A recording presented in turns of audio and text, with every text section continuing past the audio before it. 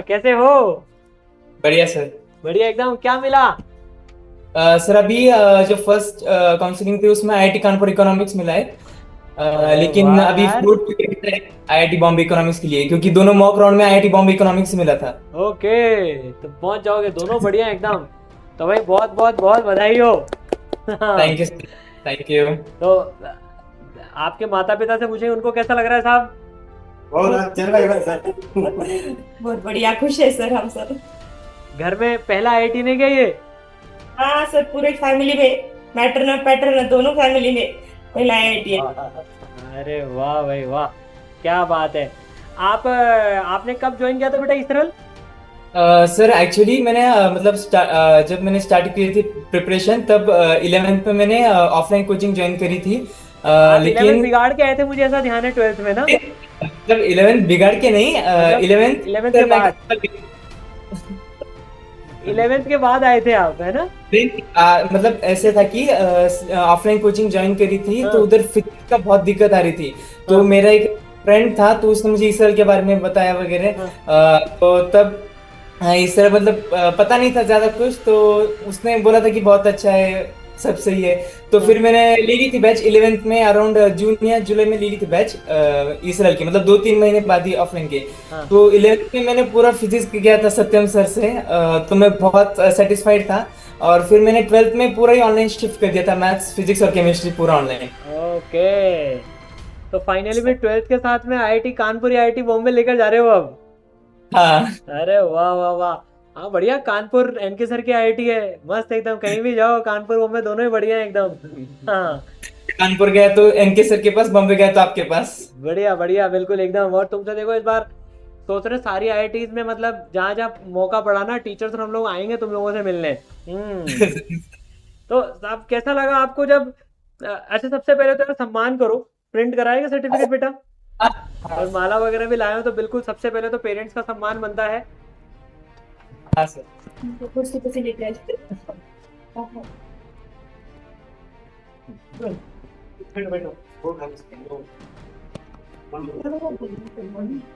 अरे वाह भाई, क्या बात है।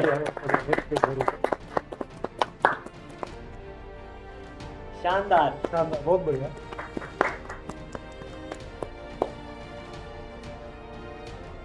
सर्टिफिकेट से क्या?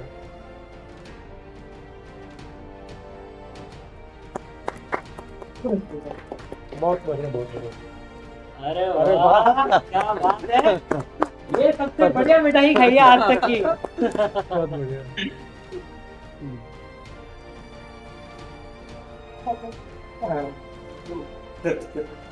चलो, तो तुषार, अच्छा हाँ, वाह, बहुत बढ़िया।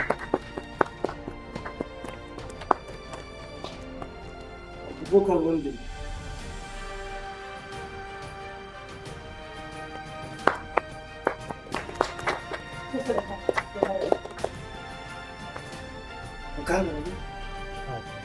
क्या बात ये है है। असली खुशी, है ना? ये अनमेटनेस है। बहुत बढ़िया, बहुत बढ़िया, बहुत बढ़िया,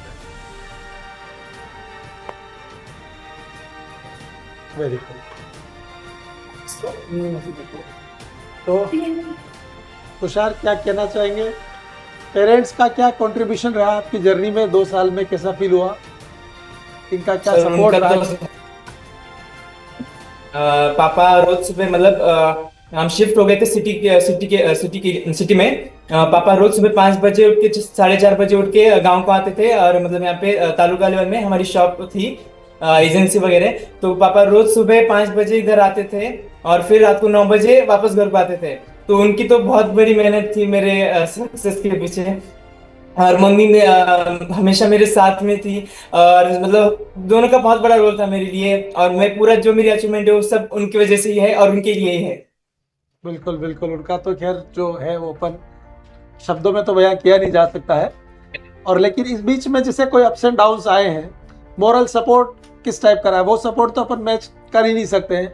कभी ऐसा भी तो फील हुआ होगा कि पेपर दे रहे हैं, कभी मार्क्स कम आ रहे हैं, डिमोटिवेशन फील हुआ है, तो जर्नी इंस्टीट्यूट में की तो तरफ से, फैमिली की तरफ से जर, जो सपोर्ट चाहिए? करेक्ट। जर्नी में तो ये तो होता ही रहता था कि मार्क्स कम आ रहे तो मतलब दोनों सपोर्ट करते थे। पापा तो बोलते थे जो होगा सो देखा जाएगा, तू टेंशन मत ले, सिर्फ होना है हो जाएगा, नहीं होना है नहीं हो जाएगा, तो तू टेंशन मत ले सिर्फ। और मतलब सबसे ज्यादा ना मुझे डिमोटिवेशन तब हुआ था जब जेई मेंस 1 में मुझे 98.77 परसेंटाइल आए थे। तो अच्छा। मैं तो बहुत, हाँ तो बहुत मतलब मैं मतलब सैड था कि मतलब 99 नहीं आया इसलिए।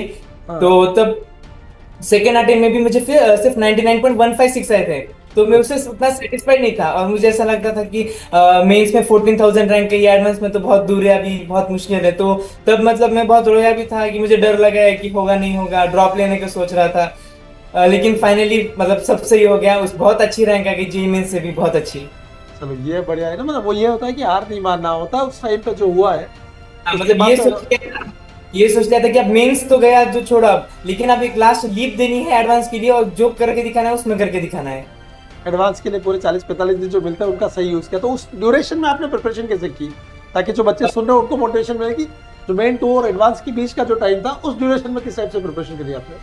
मतलब जो मेरी पूरी जर्नी रही थी उसमें मैंने एडवांस तक का पूरा कर लिया था, लेकिन दिसंबर जनवरी फरवरी मार्च ये जो 3-4 महीने थे इसमें मैं पूरा मेंस को शिफ्ट हो गया था। और तब फिर ऐसा लग रहा था कि फिर 4 महीने हो गए मैंने एडवांस का कुछ किया नहीं, मतलब फिर बहुत डर लगने लगा था। लेकिन बाद में सब मतलब मम्मी ने भी वगैरह बोला तूने पूरे सारा एडवांस का किया है, तो 2-3 महीने नहीं भी किया होगा तो कुछ ज्यादा फर्क नहीं पड़ेगा। तो फिर थोड़ा सा 3-4 दिन थोड़ा सा मतलब स्ट्रेसफुल रहा कि मतलब कैसे स्टार्ट करो एडवांस के लिए।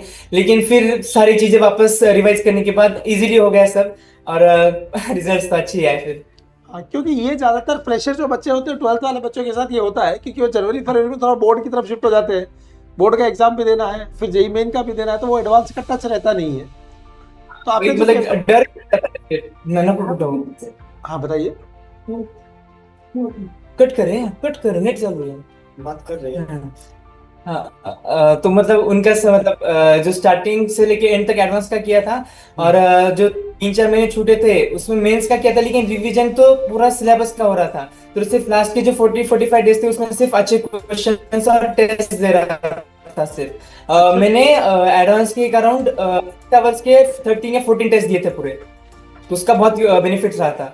अच्छा, वो जो सारे टेस्ट दिए 13-14 टेस्ट वाले, और उन टेस्ट का लेवल क्या था? वो जो लेवल था वो जेई एडवांस का जो पेपर आया था क्या लगा?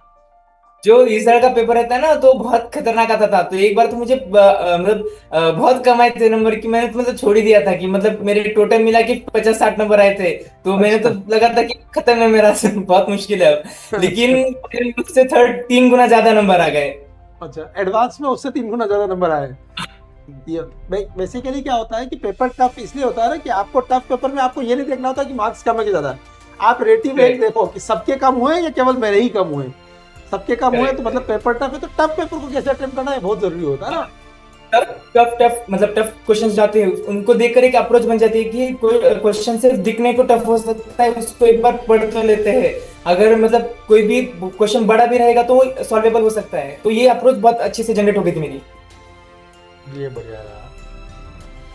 तो और कुछ जैसे आपकी प्रिपरेशन के बीच में आपका ऐसा कोई इंसिडेंट जब लगा हो कि यार मुझसे नहीं हो पाएगा, या परेशान हुए हो क्लासेस के बीच में? बाकी आपने सबसे ज्यादा तो मेंस की बात ही लगा था कि बहुत डिफिकल्ट है। अब मेंस की बात तो बहुत डिफिकल्ट लग रहा था कि मेंस 1 के बाद थोड़ा सा मतलब बहुत Disturb था वो। डिस्टर्ब हो गया था मैं कि अब मुश्किल है थोड़ा सा। फिर मैं बोर्ड का फिर करने लगा कि अगर ड्रॉप भी लेता हूँ तो सिर्फ अभी 12th का तो कर लेता हूँ कि अगले साल सिर्फ मतलब ड्रॉप का अगर दिमाग में था। तो सबसे ज्यादा तो मैं जेई मेंस 1 के बाद ही डिस्टर्ब था।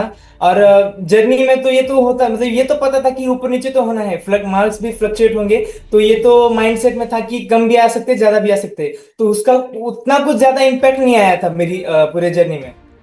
अच्छा, आपने मटेरियल वगैरह तो अपना सारा मतलब रिवीजन कितनी बार, रिवीजन पे ज्यादा फोकस क्या होगा जैसे आप कह रहे थे कि मैंने जेई मेन 1 के साथ भी एडवांस का एक बार तो पूरा कर रखा था, तो उसको 2-3 बार रिवाइज किया या मतलब कैसे क्या किया था? मतलब जो लेक्चर्स होते थे ना आपके, जो रिवीजन लेक्चर्स थे, फिर IIT pro, mission pro batch थी, तो उससे ना बहुत हेल्प मिली। क्योंकि अगर मैं कोई चैप्टर रिवीजन करने बैठता हूँ तो उसको बहुत टाइम लग जाता है, लेकिन जब फैकल्टी या टीचर्स लोग रिवाइज कराते तो 2 लेक्चर में, 1 लेक्चर में पूरा चैप्टर रिवाइज हो जाता है। और फिर जब मतलब जो ये बनाया था ना रैंक बूस्टर, वो तो बहुत अच्छा था, उसका डिस्कशन हो रहा था, तो मतलब Rank सब booster का discussion। सीक्वेंस चल रहा था। तो फिर जितना ज्यादा मुझे सोचने की जरूरत नहीं पड़ती थी कि मुझे क्या करना है, मतलब सब मिल रहा है, मुझे करना है, सिर्फ ऐसा था। यही प्रॉपर एक कोचिंग का फायदा होता है कि आपको क्या करना है वो बता दिया जाता है, बस आपको करने का ही रह जाता है। आपको इस बात पर दिमाग नहीं लगाना है कि मुझे क्या करना है, बस मुझे आपको सिर्फ ये करना करना है। है। ये सही फायदा था। चलिए बहुत बढ़िया, बधाई हो। और थैंक यू सर।